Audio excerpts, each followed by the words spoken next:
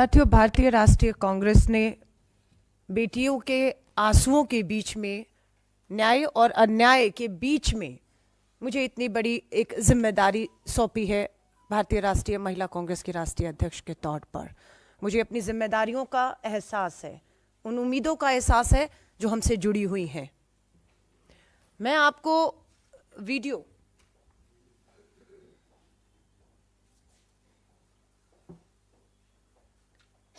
ये वीडियो 15 अगस्त 2022 का है, जब देश के प्रधानमंत्री लाल किले की प्राचीर, उस लाल किले की प्राचीर जिसे बेटी बचाओ का नारा दिया था, उसी लाल किले की प्राचीर से 15 अगस्त 2022 को आजादी का अमृत महोत्सव मनाने का नारा दे रहे थे।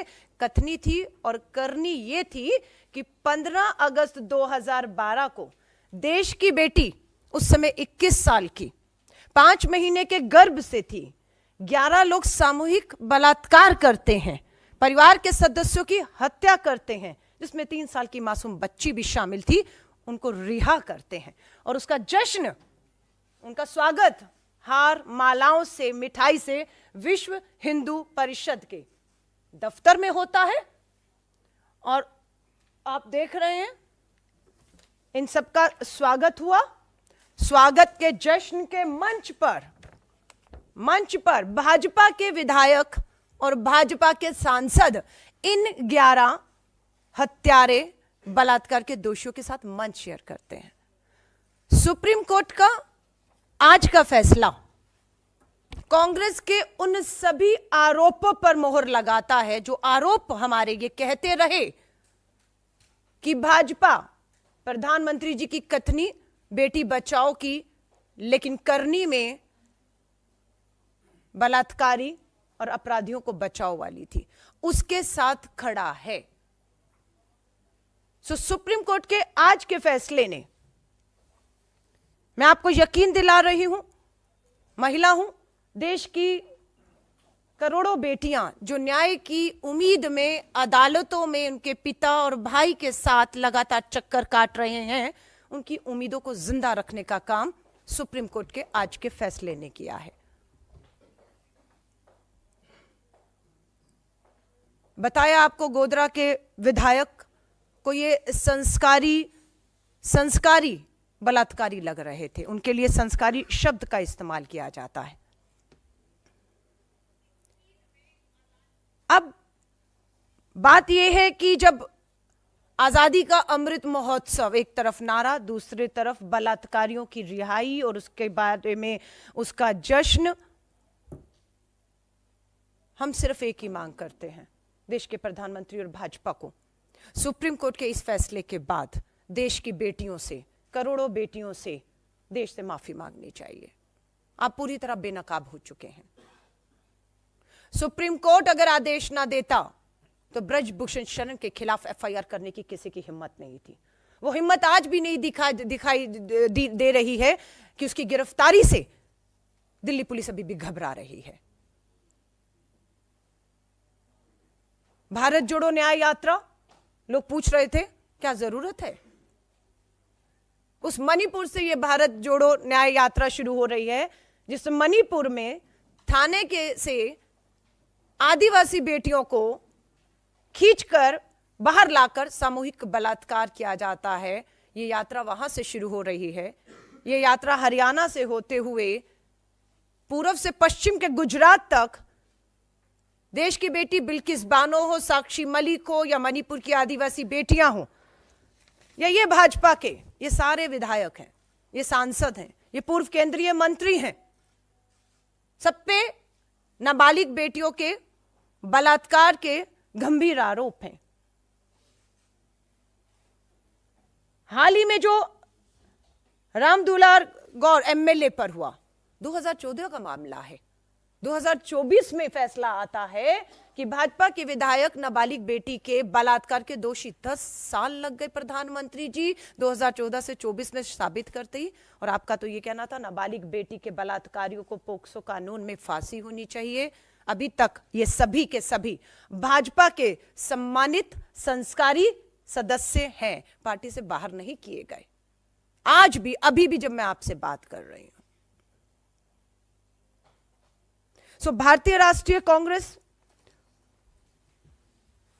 मुझे नहीं मालूम, अभिषेक सर मुझसे ज्यादा बेहतर जानते हैं, मैं सिर्फ एक शक है कि सत्ता, संख्या, ताकत के दम पर केंद्र की भाजपा सरकार ने सुप्रीम कोर्ट के फैसलों को अध्यादेश के मामले से पार्लियामेंट में पलटने का काम किया है।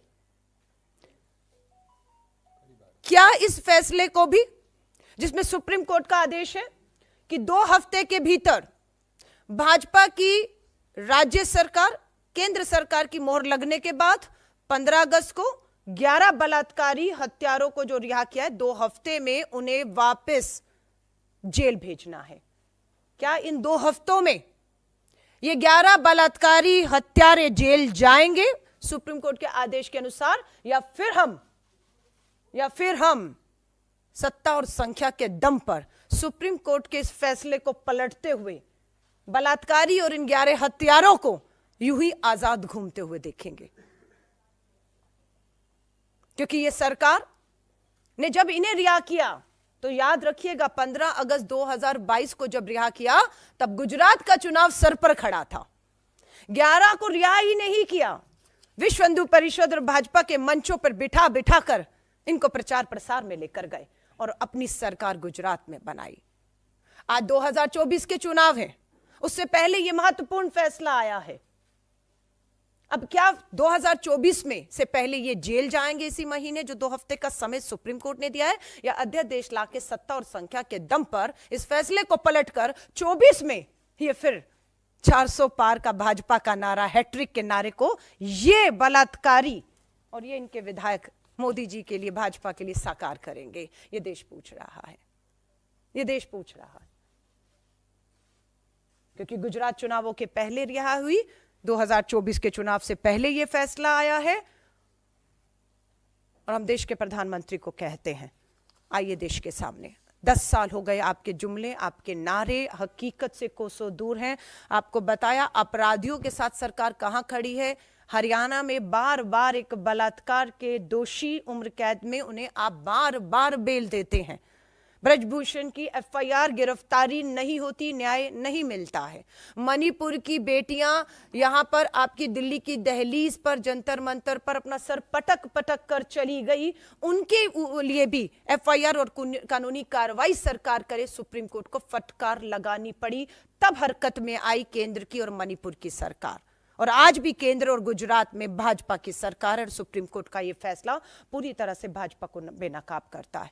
हम सुप्रीम कोर्ट का धन्यवाद करते हैं कि उन्होंने ऐसे समय पर, जब करोड़ों बेटियां न्याय के लिए, उनके पिता भाई चक्कर काट रहे हैं और सरकार में बैठे लोग बलात्कारियों को पूरी तरह से संरक्षण ही नहीं दे रहे, अपने प्रचार और प्रसार में उनका पूरा इस्तेमाल अपराधियों का कर रहे हैं, ऐसे समय में सुप्रीम कोर्ट का यह फैसला देश की करोड़ों बेटियों में एक उम्मीद, न्याय की उम्मीद को जिंदा रखता है। और भारत जोड़ो न्याय यात्रा का मात्र एक मकसद था, मणिपुर से लेकर गुजरात और देश की अनेकों बेटियां जो न्याय की उम्मीद में बैठी हैं, और हमारा यही है कि यात्रा कब तक, भारत जोड़ो न्याय यात्रा कब तक, भारत जोड़ो न्याय यात्रा न्याय का हक मिल जाने तक। और ये लड़ाई लंबी है, उस लंबी लड़ाई के लिए 4000 किलोमीटर की यात्रा के बाद श्री राहुल गांधी जी अब 6713 किलोमीटर की, पहले दक्षिण से उत्तर और अब पूर्व से पश्चिम की ये यात्रा पे निकल रहे हैं, ताकि देश की करोड़ों बेटियां जो आज भी अन्याय के बीच में सत्ता के समर्थित इन अपराधियों का मुकाबला कर रही हैं। बिल्किस बानो के ये अपराधी दोषी 1 साल पहले 15 अगस्त 2022 को बाहर आए। आप सोचिए बिल्किस बानो और उन बेटियों पर क्या गुजरी होगी इस 1 साल में, कि आजादी का अमृत महोत्सव अपराधी बलात्कारी हत्यारों के लिए था, और बेटियों के लिए आजादी नहीं, गुलामी का जहर इस 1 साल में इन 11 बलात्कारियों की रिहा में इस 1 साल को उन बेटियों ने पिया है। उम्मीदें टूट रही थी कि नहीं होगा अब कुछ, कोई न्याय नहीं होगा, पर सुप्रीम का धन्यवाद कि उन्होंने हमारी बेटियों की, देश के अनेकों लोगों की उम्मीदों को जिंदा रखने का काम किया है। और हम पूरी वचनबद्धता के साथ इस लड़ाई को मजबूती के साथ कानूनी तौर से कहें, हर तरीके से कहें, सामाजिक और राजनीतिक तौर से लड़ने के लिए भारतीय राष्ट्रीय कांग्रेस पूरी तरह मुस्तैदी से तैयार है। धन्यवाद।